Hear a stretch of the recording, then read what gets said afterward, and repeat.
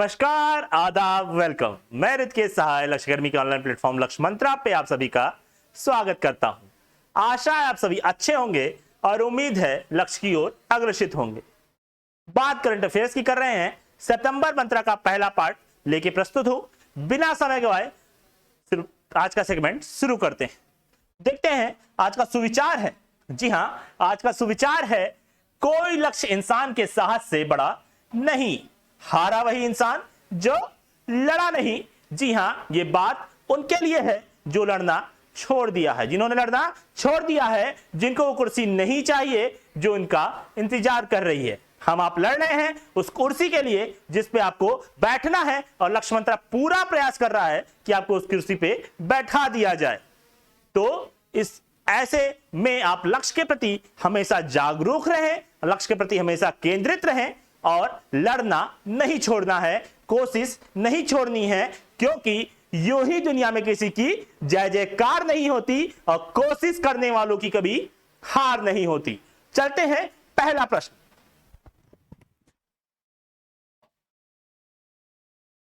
पहला प्रश्न है, नाइजीरिया के सेंट्रल बैंक ने अपनी खुद की क्रिप्टो करेंसी लॉन्च करने के लिए बिट इंक के साथ समझौता किया।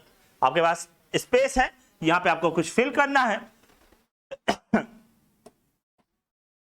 तो देखते हैं, आपके पास ऑप्शंस है डी कैश, डॉजी कॉइन, ई नायरा, लिब्रा। तो नाइजीरियाई सेंट्रल बैंक द्वारा जो क्रिप्टो करेंसी लॉन्च की जा रही है उसका नाम है ई नायरा। इसी ई नायरा की लॉन्चिंग के लिए नाइजीरिया सेंट्रल बैंक ने बिटिंग के साथ समझौता किया। आप सभी को पता है, क्रिप्टो करेंसी एक आभासी मुद्रा होती है जिस पर किसी का नियंत्रण नहीं होता। इसके साथ ही आपको दोनों देश भी याद रखने होंगे। तुर्की विश्व का पहला देश जिसने सभी प्रकार के क्रिप्टो करेंसी पे बैन लगा दिया, और अल सल्वाडोर, जी हां, अल सल्वाडोर जो पहला देश है जिसने बिटकॉइन को मान्यता दी है। बिटकॉइन एक क्रिप्टो करेंसी है जिसको मान्यता दी है अल सल्वाडोर ने। इसके अलावा बात करें डी कैश की, अगर डी कैश की, तो डी कैश भारत का पहला खुदरा सेंट्रल बैंक डिजिटल करेंसी है। जी हां, भारत का पहला खुदरा सेंट्रल बैंक डिजिटल करेंसी है, जो कि ईस्टर्न कैरिबियाई बैंक द्वारा लॉन्च किया गया है। बात अगर अगले ऑप्शन की करते हैं तो डॉजी कॉइन। जी हां, डॉजी कॉइन एक प्रकार का मीम क्रिप्टो करेंसी है। यह 2013 में स्टार्ट हुआ था। और बात करें अगर लिब्रा की, जो इस टाइम डाइम के नाम से जाना जाता है। जी हां, डाइम के नाम से जाना जाता है। यह फेसबुक के द्वारा लॉन्च किया गया था। यह फेसबुक की क्रिप्टो करेंसी है जिसे लिब्रा में डाइम के नाम से हम जानते हैं।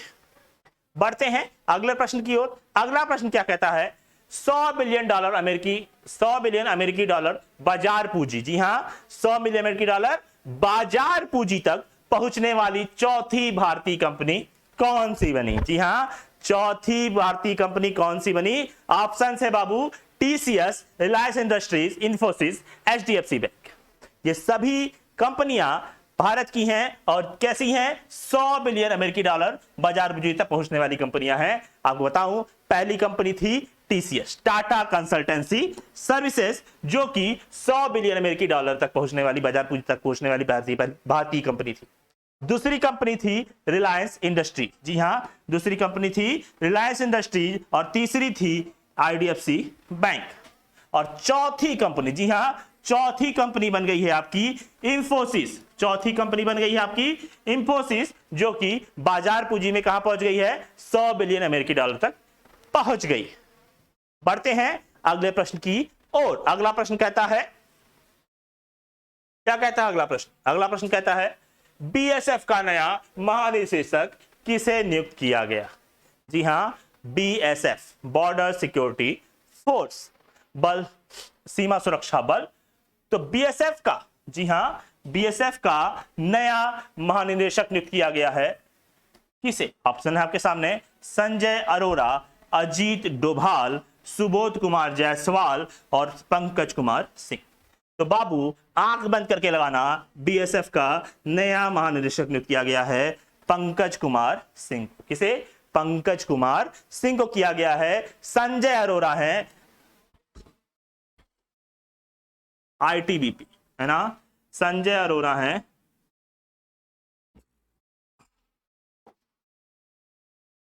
आईटीबीपी के महानिदेशक। बात करें अजीत डोभाल की तो ये है भारत के एनएसए, क्या है, राष्ट्रीय सुरक्षा सलाहकार।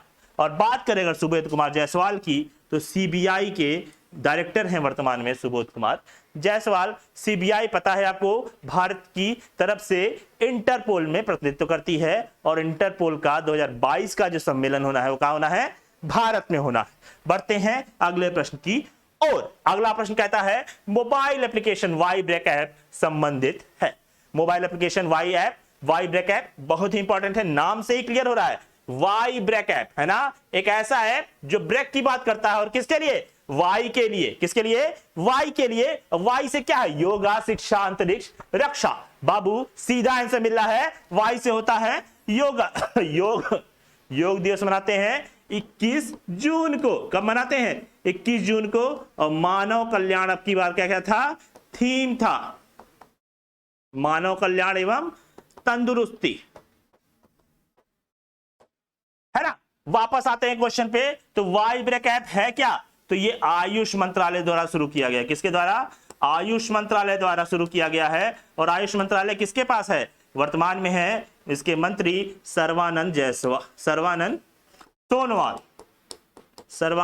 सोनोवाल के पास है आपका आयुष मंत्रालय, ठीक है। और आयुष मंत्रालय योगा से संबंधित हवाई है। क्या? 5 मिनट का ब्रेक। किस मिनट का? 5 मिनट का ब्रेक। कहां पे? आपके कर्म स्थान पे, जहां पे ऑफिस में आप काम कर रहे हैं, तो स्वास्थ्य के लिए 5 मिनट का योगा ब्रेक लीजिए, जिसके द्वारा आप उस ऐप के द्वारा ये जान सकते हैं कि आप किस तरीके का काम कर रहे हैं और आपको किस तरीके का योगा करना चाहिए। 5 मिनट का ब्रेक लीजिए, योगा करिए, कपालभाति करिए, है ना, भ्रामरी प्राणायाम करिए। ये करके अपने आप को तंदुरुस्त रखिए, दुरुस्त रखिए और आप जो काम कर रहे हैं उसमें अपना 100% दीजिए, ठीक है। तो इस ऐप के लिए, मानव कल्याण के लिए ये ऐप स्टार्ट किया गया और कहां पे? कर्म स्थान पे ही 5 मिनट का ब्रेक लेके योगा करने के लिए। अभिन्न अंग बनाना है योगा को आपके दिनचर्या का, ठीक है। तो ये क्लियर हो गया, सर्बानंद सोनोवाल द्वारा शुरू किया गया, आयुष मंत्रालय द्वारा शुरू किया गया। और अगर बात कर रहे हैं आयुष मंत्रालय की तो अभी हाल ही में ये किया गया था नमस्ते योगा ऐप। नमस्ते योगा ऐप भी लॉन्च किया गया था आयुष मंत्रालय द्वारा। इसके साथ ही साथ आयुष आपके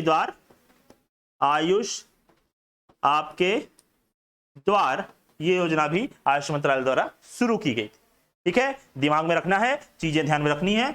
एकदम आसान सा क्वेश्चन था। बढ़ते हैं अगले प्रश्न की ओर। अगला प्रश्न कहता है हाल ही में दुनिया का सबसे बड़ा और सबसे ऊंचा, दुनिया का सबसे बड़ा और सबसे ऊंचा ऑब्जर्वेशन व्हील दुबई में खोला जाएगा। इसका नाम क्या है? आपके सामने ऑप्शंस हैं, eye London, Burj Khalifa, Bollywood sky flyer और एन दुबई। तो आपको पता है इसका नाम क्या है?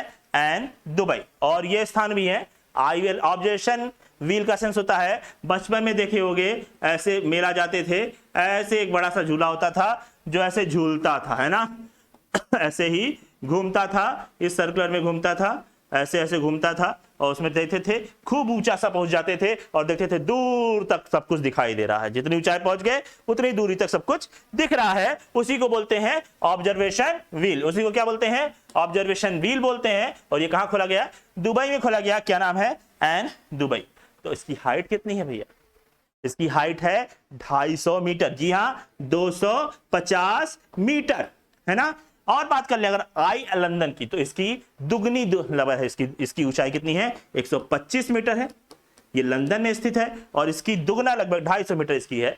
ये ध्यान रखना है, आई लंदन का लगभग दुगना है। बात करें अगर बुर्ज खलीफा की तो ये सबसे ऊंची बिल्डिंग है रहने वाली। कितने? 160 फ्लोर की। कितने फ्लोर की? 160 फ्लोर की है। और कुल इसकी ऊंचाई अगर देखोगे तो 828 मीटर। कितना? 828 मीटर की ऊंचाई है इसकी। बात करें अगर बॉलीवुड स्काई वैलर की तो Bollywood sky flyer popular park स्थित है दुबई में, वहीं पे है 140 मीटर इसकी ऊंचाई है। कितनी? 40 मीटर। इसके अलावा दुबई में क्या क्या स्थित है? इसके अलावा दुबई में आईसीसी का मुख्यालय स्थित है। वर्ल्ड चैंपियनशिप 2021, वर्ल्ड शतरंज चैंपियनशिप 2021 भी दुबई में ही होना है ना, तो ध्यान रखना है। आते हैं अगले प्रश्न की ओर बढ़ते हैं। अगला प्रश्न कहता है, बढ़ते हैं अगले प्रश्न की ओर। त्रिपुरा में माई पैड माई राइट परियोजना का शुभारंभ किसके द्वारा किया गया? प्रश्न है निर्मला सीतारमन, स्मृति ईरानी, मनसुख मांडविया, हर्ष कुमार भानवाला। बाबू इसका आंसर सही है, किसका? निर्मला सीतारमन। जी हां, भारत की वित्त मंत्री हैं निर्मला सीतारमन। इनके द्वारा शुरू किया गया त्रिपुरा में। कहां पे? त्रिपुरा में माई पैड माई राइट, है ना। महिलाओं में मासिक धर्म के दौरान, महिलाओं में मासिक धर्म के दौरान पैड का उपयोग किया जाता है, सैनिटरी पैड्स का उपयोग किया जाता है। उसी सैनिटरी पैड्स की जागरूकता फैलाने के लिए, उसी सैनिटरी पैड से कैसे जीविका भी चलाई जा सकती है ना, कैसे आय भी किया जा सकता है, इससे संबंधित है यह योजना, जिसमें योजना का नाम है माई पैड माई राइट। और इसमें क्या किया जाएगा? जो यहाँ की महिलाएं हैं उनको 50 दिन का वेतन दिया जाएगा एडवांस, 2 माह का कच्चा पदार्थ दिया जाएगा, 2 माह का कच्चा माल दिया जाएगा, एसेसरीज दी जाएगी, प्रशिक्षण दिया जाएगा। ये सभी चीजें देने के साथ साथ उनको ये बताया जाएगा कैसे वो पैड का निर्माण किया जाता है, कैसे सैनिटरी नैपकिन्स का निर्माण किया जाता है, जिसको वो जिसके उपयोग के लिए भी वो जागरूकता फैलाएंगी। और साथ ही साथ वो उसको बेच करके आजीविका भी चला सकेंगी, आय भी उपलब्ध करा सकेंगी। ठीक है, तो ये इसका आंसर हो गया निर्मला सीतारमण। इसके अलावा वर्तमान में आपकी महिला एवं बाल विकास मंत्रालय, महिला एवं बाल विकास मंत्रालय किसके पास है? स्मृति ईरानी। इसके साथ ही साथ आ जाते हैं मनसुख मांडविया जी, वर्तमान में आपके स्वास्थ्य मंत्री हैं, वर्तमान में आपके स्वास्थ्य मंत्री हैं। और हर्ष कुमार भानवाला नाबार्ड के अध्यक्ष हैं। क्या? नाबार्ड के अध्यक्ष हैं। और इसी नाबार्ड के द्वारा यह माई पैड माई राइट योजना शुरू की गई है। नाबार्ड और नैब फाउंडेशन, है ना, नाबार्ड और नैब फाउंडेशन का नियंत्रण नाबार्ड ही करता है, जो कि ग्रामीण क्षेत्रों में इस तरीके की योजनाएं चलाता है। तो प्रमुख रूप से यह ध्यान रखना है कि माई पैड माई राइट योजना नाबार्ड और नैब फाउंडेशन द्वारा चलाया गया, जिसका शुभारंभ किसके द्वारा किया गया? निर्मला सीतारमण के द्वारा, जिसके अंतर्गत महिलाओं को आजीविका भी चलाने का साधन मिलेगा और मासिक धर्म के दौरान उसको जागरूक करने का भी, सैनिटरी नैपकिन यूज करने का भी जागरूकता का अभियान चलेगा। बढ़ते हैं अगले प्रश्न की ओर। अगला प्रश्न कहता है, किस केंद्र शासित प्रदेश और भारतीय वायुसेना ने भारत के पहले वायुसेना विरासत केंद्र के लिए समझौता किया? है ना, बात यहां क्या की गई है? किस केंद्र शासित प्रदेश, क्या केंद्र शासित प्रदेश और भारतीय वायुसेना ने क्या समझौता किया है? भारत का पहला वायुसेना विरासत केंद्र स्थापित करना। भारत का पहला वायुसेना विरासत केंद्र स्थापित करना। आपके पास ऑप्शंस हैं दिल्ली, लद्दाख, चंडीगढ़, जम्मू कश्मीर। सही आंसर क्या है आपका? सही आंसर है चंडीगढ़, है ना। Chandigarh is the right answer. और चंडीगढ़ में स्थापित होगा भारत का पहला वायुसेना विरासत केंद्र, जिसमें आयुष केंद्र स्थापित किए जाएंगे, जिससे युद्ध के दौरान उपयोग किए गए तमाम तरीके की मशीनरीज का प्रदर्शनी लगेगा, तमाम तरीके के संरक्षण किए जाएंगे, जिसका लोग जानकारी प्राप्त कर सकेंगे और चीजों का संरक्षण भी होगा, है ना। इसके साथ ही साथ आपको बता दूं, चंडीगढ़ का नाम आया है तो आपको ध्यान रखना चाहिए, भारत में चंडीगढ़ पहला ऐसा केंद्र शासित प्रदेश है जहां पे क्या स्थापित किया गया था? अपंग क्लिनिक, इम्यूनिटी क्लिनिक। भारत का पहला इम्यूनिटी क्लिनिक स्थापित किया गया था चंडीगढ़ में, या इसको आप अपंग क्लिनिक भी बोल सकते हैं, है ना। बढ़ते हैं अगले प्रश्न की ओर। अगला ऑप्शन देख लें अगर, तो लद्दाख के साथ भी वायुसेना का एक बहुत तगड़ा समझौता था। क्या? दुनिया का सबसे ऊंचा एयर ट्रैफिक कंट्रोल कहां पे स्थित है? लद्दाख। दुनिया का सबसे ऊंचा एयर ट्रैफिक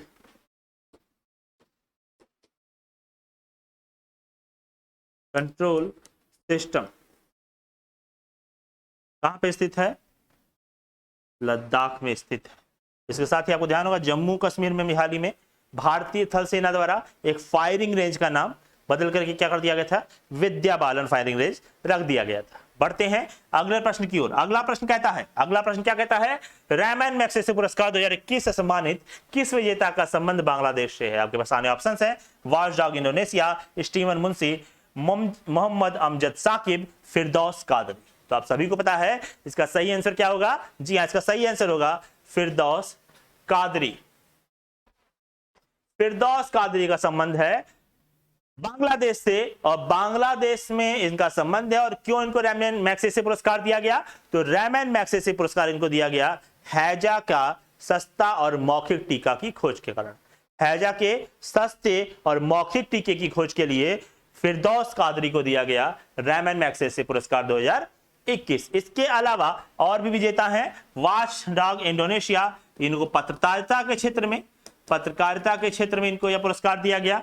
स्टीवन मुंशी, जी हां, स्टीवन मुंशी को सामाजिक उद्यमिता, क्या सामाजिक उद्यमिता के क्षेत्र में यह रैमन मैग्सेसे पुरस्कार दिया गया। मोहम्मद अमजद साकिब को शांति के क्षेत्र में यह पुरस्कार दिया गया। अंतरराष्ट्रीय वैश्विक शांति के लिए जिम्मेदार हैं स्टीवन मुंशी। बढ़ते हैं अगले क्वेश्चन की ओर। अगला क्वेश्चन कहता है अवनी लखेरा को किस राज्य सरकार द्वारा बेटी बचाओ और बेटी पढ़ाओ परियोजना के लिए एम्बेसडर नियुक्त किया गया? आपके सामने ऑप्शंस हैं उड़ीसा, राजस्थान, उत्तर प्रदेश, हरियाणा। तो इसका सही आंसर क्या होगा? इसका सही आंसर होगा राजस्थान। राजस्थान सरकार द्वारा बेटी बचाओ बेटी पढ़ाओ योजना का ब्रांड एम्बेसडर नियुक्त किया गया है अवनी लखेरा को। आप सभी को याद है अवनी लखेरा निशानेबाजी से संबंधित है, निशानेबाजी से संबंधित है और पैरालंपिक में भारत के लिए पदक जीतने वाली अवनी लखेरा। बढ़ते हैं अगला इसमें ऑप्शन जो है आपको ध्यान रखना चाहिए हरियाणा, है ना। हरियाणा में 2015 में शुरू हुआ था, 2015 में शुरू हुआ था बेटी बचाओ बेटी पढ़ाओ, है ना। बढ़ते हैं अगले प्रश्न की ओर। अगला प्रश्न क्या कहता है? अगला प्रश्न कहता है किस केंद्र शासित प्रदेश ने हिमतेंदुआ और काली गर्दन वाली क्रेन को अपना राज पशु एवं पक्षी घोषित किया? आपको बता दूं काली गर्दन वाली सारस या क्रेन और हिमतेंदुआ, इसको लद्दाख के द्वारा अपना राज की पशु और राज के पक्षी घोषित किया गया। बात लद्दाख की हो रही है। भारत का पहला green mobility project, green mobility project कहां पे स्थित है? लद्दाख में। भारत का पहला भूतापी ऊर्जा केंद्र कहां पे स्थित है? लद्दाख में। भारत का पहला भारत का सबसे ऊंचा सड़क आपका लद्दाख में स्थित है। भारत का सबसे ऊंचा सिनेमा घर लद्दाख में स्थित है।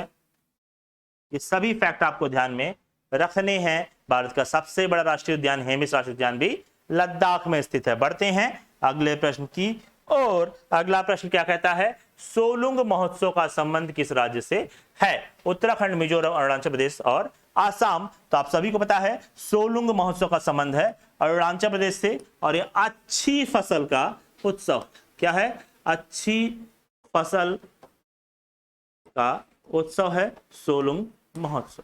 बढ़ते हैं अगले प्रश्न की ओर। अगला प्रश्न क्या कहता है? लोगों को 16,000 लीटर तक मुफ्त पानी देने वाला भारत का पहला राज्य कौन सा बना? तो भारत का पहला राज्य बना गोवा, है ना। भारत का क्या? भारत का पहला राज्य बना गोवा, जो लोगों को 16,000 लीटर तक मुफ्त पानी देगा। उसके बाद पैसा लगेगा। पानी बहुत इंपॉर्टेंट है। अभी हाल ही में हमने चेन्नई में देखा क्या क्राइसिस हुई थी पानी को लेकर के, है ना। तो पानी बहुत इंपॉर्टेंट है। इसके साथ ही आपको यहाँ पे जानना चाहिए भारत का पहला वाटर प्लस शहर, भारत का पहला वाटर प्लस शहर कौन सा है? इंदौर। और भारत का 24/7 पानी उपलब्ध कराने वाला, भारत का 24/7 नल से पानी उपलब्ध कराने भारत का पहला शहर है पुरी, और पहला राज्य है उड़ीसा, है ना, उड़ीसा। इसके साथ ही ये जो योजना थी जिसका नाम था ड्रिंक फ्रॉम टैप योजना, जिसके द्वारा यह 24 घंटे 7 दिन नल के द्वारा पीने योग्य पानी उपलब्ध कराया जाने वाला पहला शहर हो गया उड़ीसा। बढ़ते हैं अगले प्रश्न की ओर। अगला प्रश्न क्या कहता है? अगला प्रश्न कहता है international society for Krishna consciousness के संस्थापक आचार्य श्री एसी भक्तिवेदांत स्वामी प्रभुपाद की 125वीं जयंती के अवसर पर कितने रुपए का विशेष सिक्का जारी किया गया? तो आपको बता दूं सिक्के दो प्रकार के जारी होते हैं। कौन से? एक चलन सिक्के और एक विशेष सिक्के जो केवल म्यूजियम में रखने के काम आते हैं, है ना। तो ये किस प्रकार का सिक्का है? ये विशेष सिक्का है। और विशेष सिक्के कितने के जारी किए गए? तो इनका international society for Krishna consciousness के संस्थापक, इसका फुल फॉर्म होता है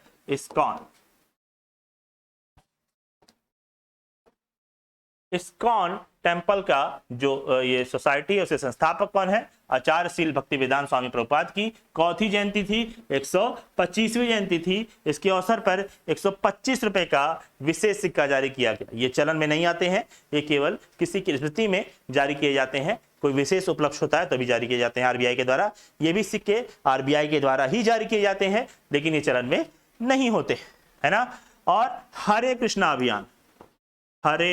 कृष्णा अभियान से जुड़े थे ये, आपको पता चल गया। 125 रुपए का सिक्का जारी किया गया था, 125 रुपए का सिक्का जारी किया गया था 125वीं जयंती के अवसर पे, और हरे कृष्णा अभियान से ये जुड़े हुए थे। बढ़ते हैं अगले प्रश्न की ओर। अगला प्रश्न क्या कहता है? किस राज्य सरकार द्वारा राजीव गांधी औरंग राष्ट्रीय उद्यान का नाम बदलकर औरंग राष्ट्रीय उद्यान रख दिया गया, है ना। क्या चेंज हो गया? राजीव गांधी हट गया, है ना। राजीव गांधी हट गया, क्या रह गया? औरंग राष्ट्रीय उद्यान रह गया। और ऐसा करने वाले राज्य का नाम उड़ीसा, असम, राजस्थान, कर्नाटक। आंसर है आसाम। आसाम में चाय जनजाति के सम्मान में यह कदम उठाया गया और असम के मुख्यमंत्री हैं हेमंत बिस्वा शर्मा, उनके द्वारा उठाया गया। और क्या कहा गया कि उनका सम्मान था औरंग जनजाति जो है उनका कहना था कि उनकी जनजाति की ये तौहीन हो रही है, जो राजीव गांधी जी का नाम उसके आगे जुड़ा हुआ है।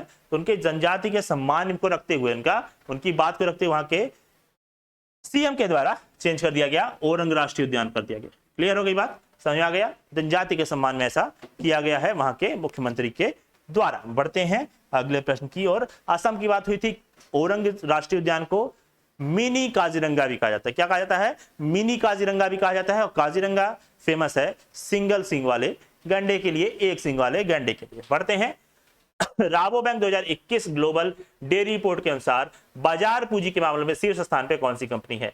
Nestle, Amul, Lactalis, DFA. बाबू बता दूं इसका सही आंसर क्या है? इसका सही आंसर है लैक्टालिस। जी हाँ, लैक्टालिस फ्रांस की कंपनी है।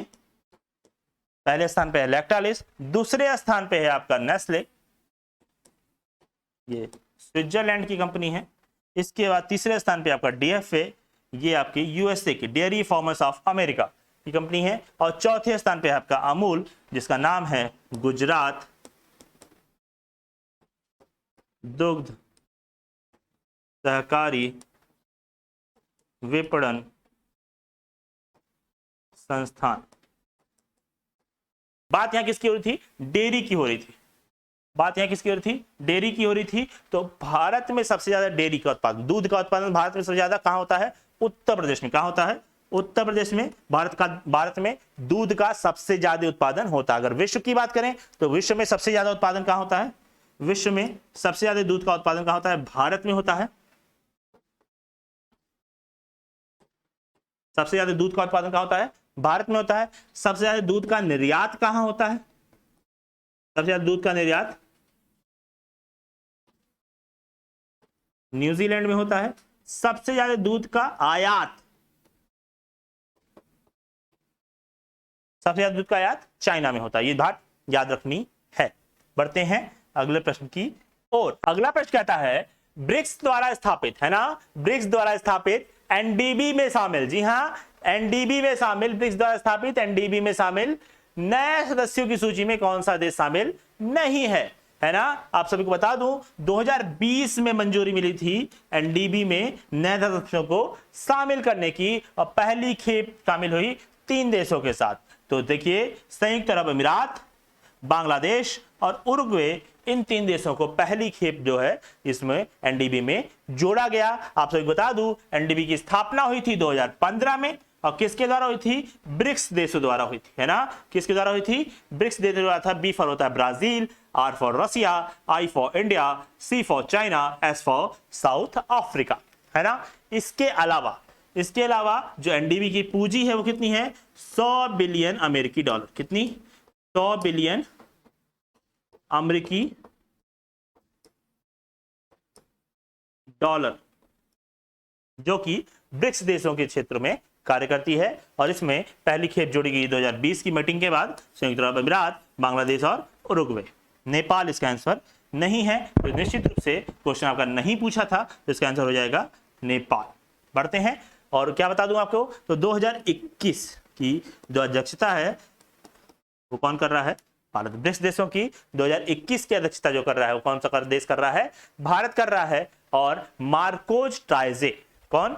मार्कोस ट्राइजे वर्तमान में अध्यक्ष हैं ब्रिक्स के। मार्कोस ट्राइजे, है ना। बढ़ते हैं अगले प्रश्न की ओर। अगला प्रश्न क्या कहता है? अगला प्रश्न कहता है लवलीना बोरगोहेन को किस राज्य सरकार द्वारा समग्र शिक्षा अभियान का ब्रांड एम्बेसडर नियुक्त किया गया? समग्र शिक्षा अभियान का ब्रांड एम्बेसडर किस देश द्वारा नियुक्त किया गया? असम, है ना। तो आपको बता दूं, असम सरकार द्वारा, किस सरकार द्वारा? असम सरकार द्वारा लवलीना बोरगोहेन को समग्र शिक्षा अभियान का ब्रांड एम्बेसडर नियुक्त किया गया। प्री स्कूल से 12th तक की मुफ्त शिक्षा के लिए यह कार्यक्रम चलाया जाता है, जिसमें लोगों को स्कूल चलो अभियान, स्कूल बढ़ो अभियान, इस तरीके की जो अभियान है जो मोटिवेट करते हैं बच्चों को स्कूल में जाने के लिए, उसका ब्रांड एम्बेसडर बनाया गया असम सरकार द्वारा। किसे? लवलीना बोरगोहेन को। और हाल ही में इन्होंने टोक्यो में पदक जीता था। हाल ही में उन्होंने टोक्यो में पदक जीता था। और बढ़ते हैं अगले प्रश्न की। और अगला प्रश्न क्या कहता है? अगला प्रश्न कहता है शिक्षक पर्व 2021 का उद्घाटन किसके द्वारा किया गया? शिक्षक पर्व 2021 का उद्घाटन किसके द्वारा किया गया? रामनाथ कोविंद, धर्मेंद्र प्रधान, नरेंद्र मोदी, वेंकैया नायडू। आपका सही आंसर क्या है? आपका सही आंसर है नरेंद्र मोदी, है ना। शिक्षक पर्व मनाया जा रहा है दोस्तों, और शिक्षक पर्व में नरेंद्र मोदी जी के द्वारा 5 योजनाएं लॉन्च की गई। कितनी योजनाएं? 5 योजनाएं, जिसका नाम है इंडियन साइन लैंग्वेज, है ना। पहला है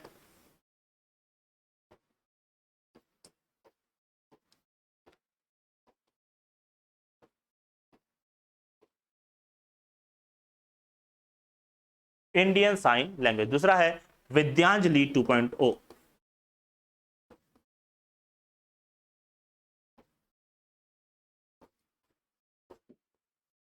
तीसरा है निपुण,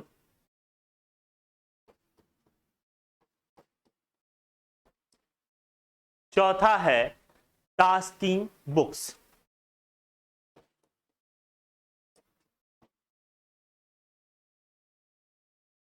और पांचवा और अंतिम है SUAAF।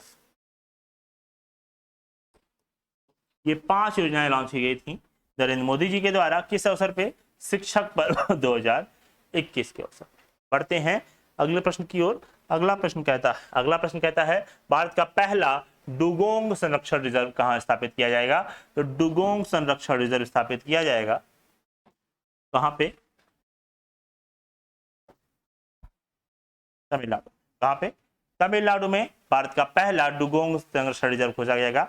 और डुगोंग को समुद्री गाय भी कहते हैं, समुद्री गाय भी कहा जाता है डुगोंग को। इसके अलावा उड़ीसा में स्थापित किया जा रहा है भारत का पहला सफेद मगरमच्छ संरक्षण केंद्र। इसके अलावा उत्तराखंड में स्थापित है भारत का पहला हिम तेंदुआ संरक्षण केंद्र, जिसे हाल ही में लद्दाख द्वारा अपना राजकीय पशु घोषित किया गया। और कर्नाटक में स्थित है भारत का पहला समुद्री संग्रहालय।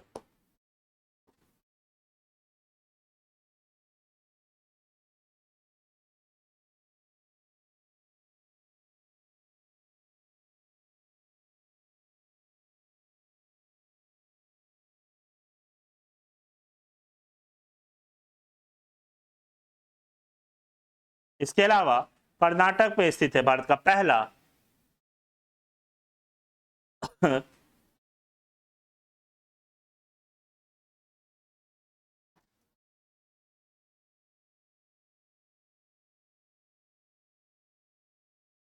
इसके अलावा कर्नाटक भारत का पहला राज्य है 2021-22 सत्र में जो कि नई शिक्षा नीति लागू करने वाला राज्य। पढ़ते हैं अगले प्रश्न की और अगला प्रश्न कहता है, देखो आपके लिए वो 20 क्वेश्चन है जो एग्जाम में सीधा टच करने वाले हैं। विश्वास के साथ काम करना है और केंद्रित रहना है। जब तक फोड़ नहीं देना है, जब तक पेपर क्रैक कर नहीं कर लेना है, जब तक वो कुर्सी ले नहीं लेनी है, भटकना नहीं है, भटकना नहीं है। दिमाग में ध्यान रखिएगा, CAP लॉन्च करने वाला भारत का पहला या फिर कह सकते हैं दक्षिण एशियाई शहर कौन सा है? पहला दक्षिण एशियाई शहर कौन सा है? तो आपका आंसर क्या है? आपका आंसर है मुंबई, है ना। क्लाइमेट एक्शन प्लान, है ना, जलवायु कार्य योजना लॉन्च करने वाला दक्षिण एशियाई पहला शहर कौन सा है?